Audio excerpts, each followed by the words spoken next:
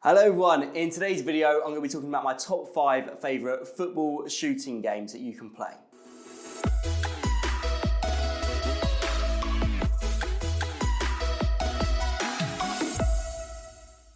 Now for me, shooting is about, it's got to be quick, it's got to be fun, and there's got to be lots of different practice. Shooting is one of the hardest skills in the game, and so children need to learn how to shoot, and they need to learn how to do it in a fun, engaging way. So what you do see quite often with shooting is games where, like, maybe you've got like your goal here, and you've got a player hitting, and this is a massive line of players here waiting to do so. Now that yes, they are working on shooting, maybe it's a pass in here and they shoot, it just is so dull and so boring for the kids. You end up having a lot of problems with behaviour because they're waiting around. When it is finally their go, they don't even realise it's their go because they've been waiting around for too long. So I'm going to give you five games which actually work and are fun, engaging, that children are going to enjoy.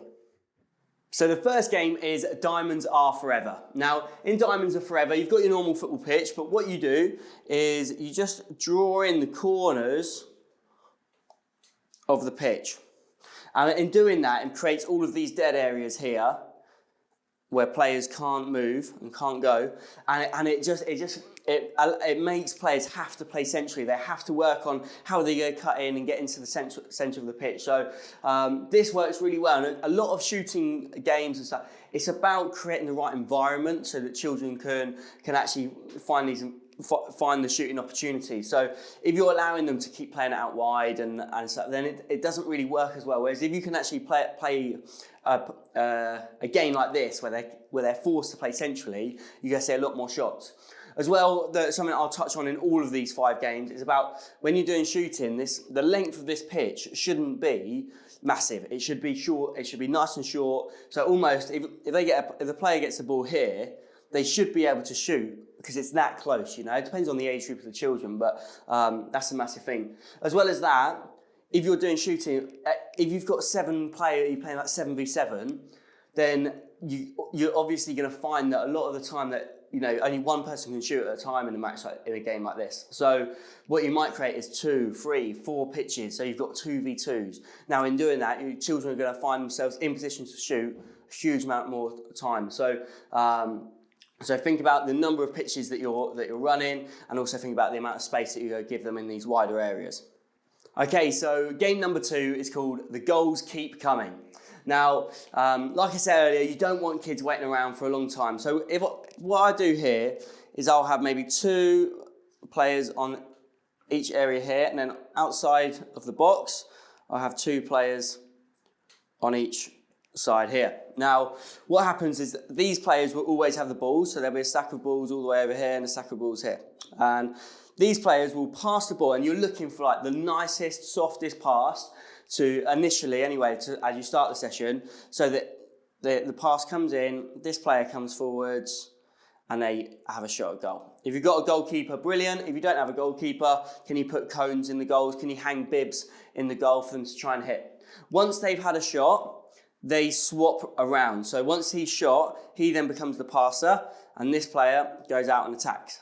Okay, so but as soon as it's safe to go, these players then play on their side, and then they swap, and then these guys go again. So it's like from the right side first, then left side and right side, left side, right side. It's just like really quick, but you need to make sure that kids, once they shoot, go to the next area. They're not going back to where they were.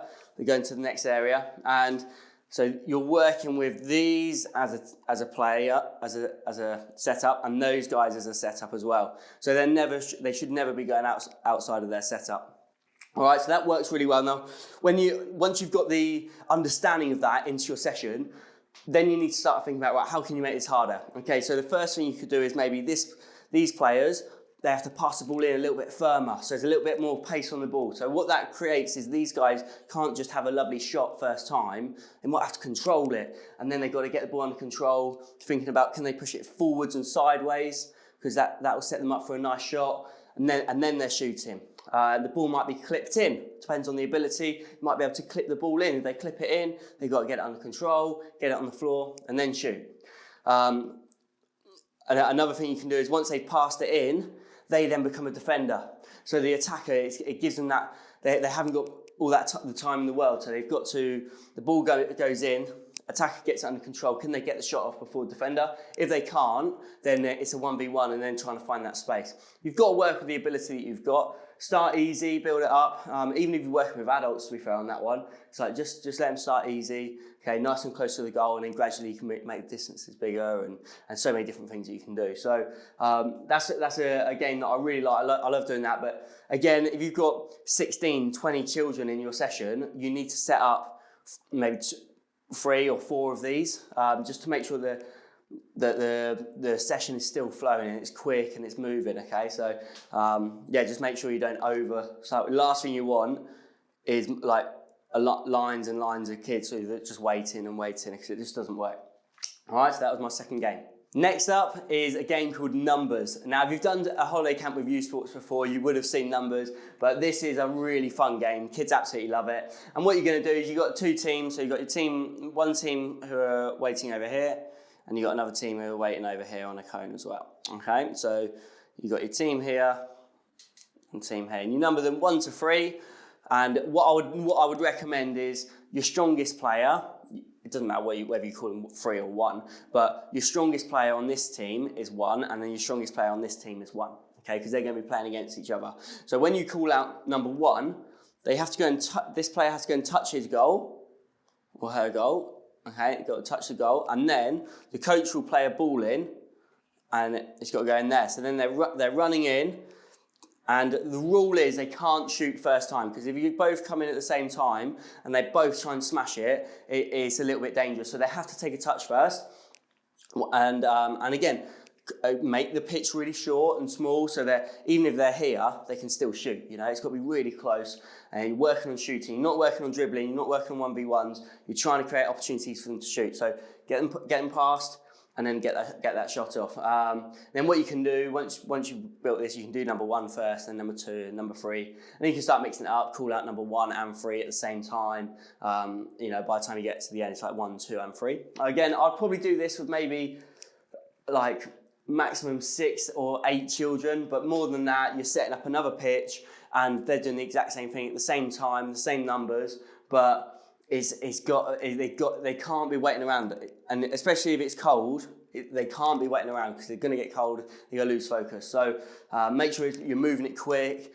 So maybe they get the shot off, and the next one goes straight in. So number 2, number 3, bang, and it's just bang, bang, bang. You're constantly moving. So by the time number 1's actually gone and got the ball, given it back to the coach, got back to their line, it's their go again. You know, so they're not just having to wait here for 2 or 3 minutes, getting really bored. Actually, so the next game is called Close Goals. Now, I know I've spoken about goals being close together at all times, but what I'm talking about now is like really close goals the whole time. So this is like the normal pitch size that you're playing on, like a 5-a-side pitch or a 7-a-side pitch.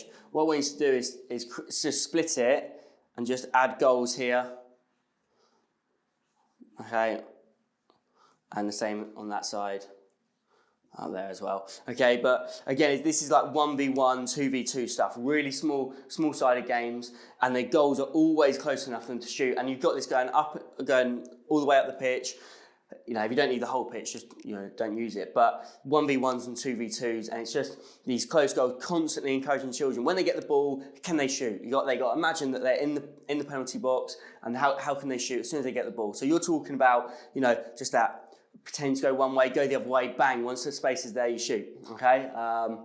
You know, and just really work on that shooting technique. So then you can start working on, right, if you manage to get it out to the left side, and you're right-footed, can you fake shot it, bring it back in, and then have a shot using your laces or the inside or whatever you want to use. But you're just talking about, because they're going to get so many shots off, you can then start doing different things as well. One thing I like to do with this is that you play like a game called Game of Bingo. So you get a whiteboard on the side, and you write all the names down here, and you write, okay, so it's got to be left foot, right foot, and then you can put like toe punt, okay, and all the different things. And then when they score a goal with their left foot, they come over to you, and you go, oh, right, Jimmy's got a left foot, goal, right, give him a tick. Jimmy's got a right foot, goal, give him a tick. And then it's the first person across all of the pitches to score with their left, right, and their toe punt, or whatever you want to use, okay?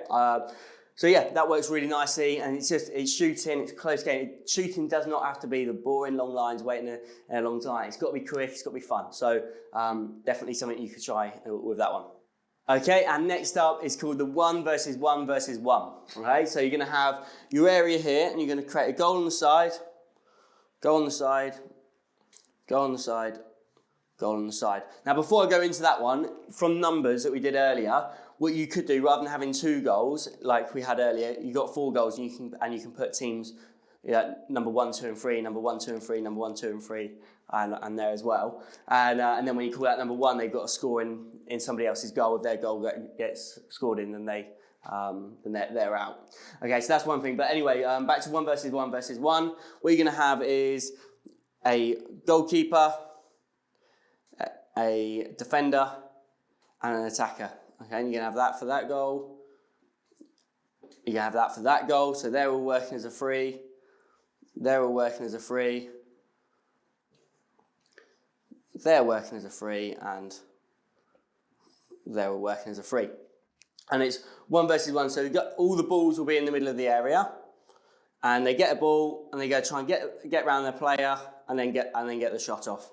Okay, once they've had a shot, what you can do is different. It's up to you. You can either, once they've had a shot, they become the defender becomes the goalie becomes the attacker, or you just say, right, for 1 minute, the attackers are going, and then we're going to reset all the balls and go from there. It's up to you what you want to do, depending on the ability. And so for me, like, if I have my younger ones, my year 1s and 2s, like 5 and 6 year olds, I'm not going to get them to change around because after every shot, because they just get confused. Whereas, so if I've got this, I'll just do that, and then, but if they're older, then, if they're like 10, 11, they should understand that once they've been the attacker, they become the defender. And again, it just lets you work on different techniques. If you need to, just create, like, it depends on your numbers. If you don't need that one because you've only got 9 kids, then that's fine. If you've got like 20 kids, then it might be that you just set up another goal like over there or whatever. So yeah, that's 1 versus 1 versus 1. Excellent, so hopefully that's given you a good idea on different games that you can play when doing shooting.